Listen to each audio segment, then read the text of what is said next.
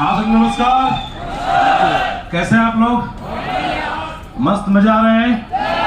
मजे आने में चाहिए क्योंकि आप मजे लेने के लिए आए हैं, हाँ कि ना? हमें बैठे बैठे मजा आ रहा था अभी। और एक बात याद आ रही थी क्योंकि यहाँ बोला जा रहा था कि 5 मिनट बोलना है। यहाँ जो खड़ा हुआ तो बोले 4 मिनट, पांडे सर बोले कि 3 मिनट, मतलब 2 मिनट बात करूंगा।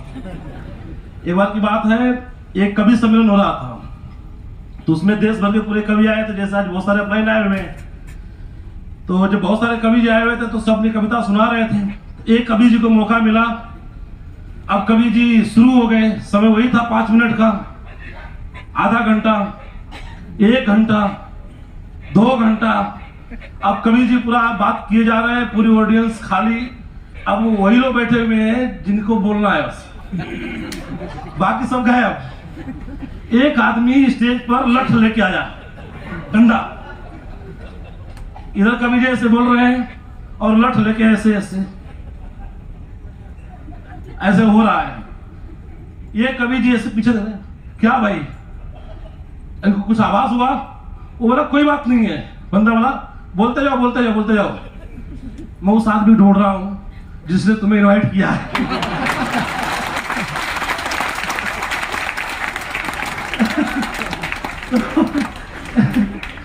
मजे बहुत आ रहे हैं। और साथियों, हम लोग अभी बोलने के मूड में नहीं है क्योंकि आज जितने लोग बैठे हैं सब लोग सीनियर लीडर बैठे हैं, सब लोग जीत के आए हैं, सब लोग सीख के आए हैं, हाँ कि ना?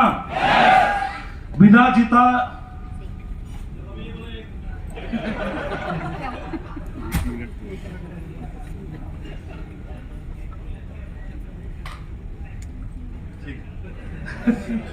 वही वाली वो जो हुआ था अभी। तो देखो, मैं कुछ सिखाने के लिए आया नहीं हूँ, कुछ बताने के लिए आया नहीं हूँ, क्योंकि सब लोग सीखे हुए, सब लोग जानते हैं और सबके पास में एक से बढ़ के एक अपलाइन है, हाँ कि ना?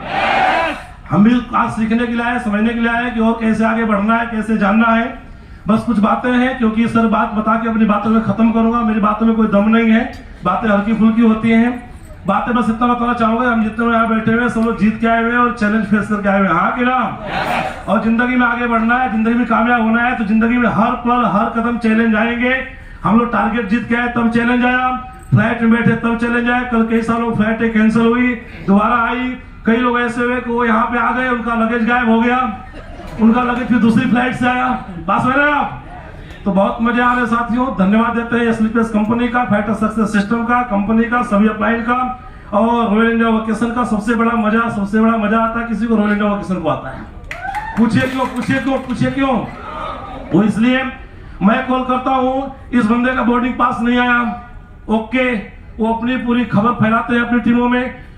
एक बोर्डिंग पास के लिए 10 कॉल जाती है, फिर 10 को करते हैं तो कितना मजा आता होगा, आप समझ रहे हैं, हाँ कि ना? हम तो अपना रूम लेके मस्त सो गए, हमारा रूम मिला नहीं, काम खत्म हुआ नहीं, हाँ कि ना? इनका रूम मिल गया फिर भी टेंशन में है, क्योंकि जब तक सबका रूम मिलेगा नहीं तब तक टेंशन में होंगे नहीं। और पिछली बार से आपके बारे में कुछ सुधार किया है। पिछली बार की वाली कहानी थी, किरण मैडम कहाँ है? अभी किरण मैडम से मेरी 2 दिन पहले हो गई, ये भी नाराज हो रही थी। मैम नाराज नहीं होना। मैडम मेरे को बोली सर लिस्ट भेजो, लिस्ट। बोला मैम सबका कर दो, हम एडजस्ट कर लेंगे। मैम बोली सर स्टेज से जाके बोलो पिछली बार क्या हुआ क्रूज में, हस्बैंड वाइफ आए, आदमी किसी और कमरे में, वाइफ किसी और कमरे में।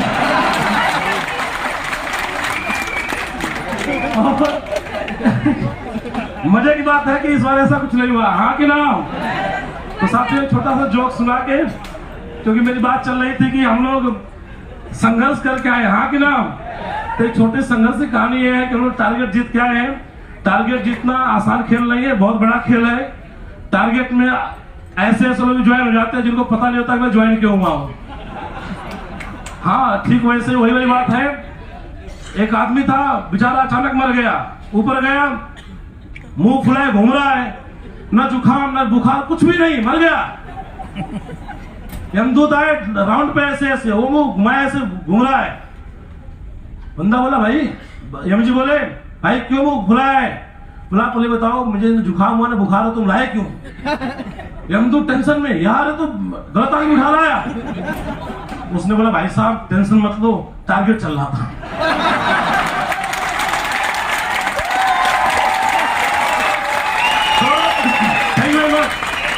तो हमारे बीच में भी कई लोग ऐसे रहते हैं जिनको पता नहीं मैं आया क्यों, बहुत आ गए, क्योंकि सुनिए सुनिए सुनिए,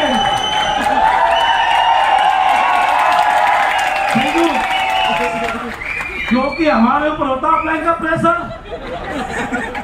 घर गए घर वालों का प्रेशर, कितने आदमी जुड़े, बाहर निकले अपलाइन का प्रेशर, कितने आदमी जुड़े।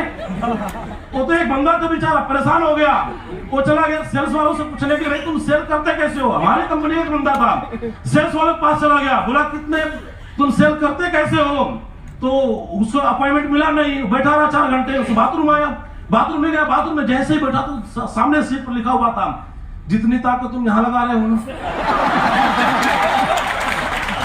उतनी ताकत तुम फील्ड में लगा तो तुम्हारा टारगेट हो जाता।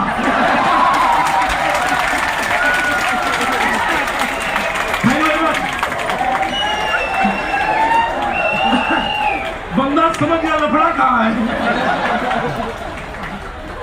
वो तो क्या हुआ, एक बात देखो, हम लोग क्या है जिद्दी आदमी है। एक बार क्या हुआ, 4 बंदों को पकड़ लिया गया, पहलवान थे चारों पहलवानों को पकड़, बस ये भैया 10-30 सेकंड है, हाँ ये लास्ट है। तो चारों पकड़ लिया, चारों पहलवान थे, चारों को दंगल लड़ाया जा रहा था, चारों स्लिपर जैसे फाइटर थे। अब चारों को बोला गया कि लड़ो, जो जीतेगा विजेता घोषित होगा। अब चारों लड़ रहे, कोई हार ही नहीं रहा है। लास्ट में बात ये हुई, ये बलवाता जी बोले कि मैं बोला चलो सुनाई देता हूं। चारों को जो है बोला गया कि तुम जाओ, 4 कमरों में अलग अलग भैंस बांट दी गई। बोला जो 4 पहलवान भैंसों के दूध सबसे ज्यादा निकाल के लेके आएगा वो विजेता घोषित होगा। एक गया, 1 बाल्टी भर के लेके आया, दूसरा थोड़ा सा भर के लेके आया, तीसरा जो था आप लोग दूध देखे हो, जब दूध निकला ऊपर झाग से ऊपर भर जाता, हाँ गया।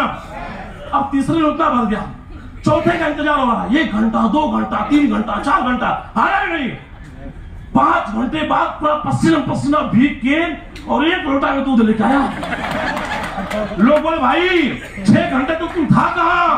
बोला सब बात तो ठीक है, बोले बताओ मेरे कमरे भैंसा किसने बांधा।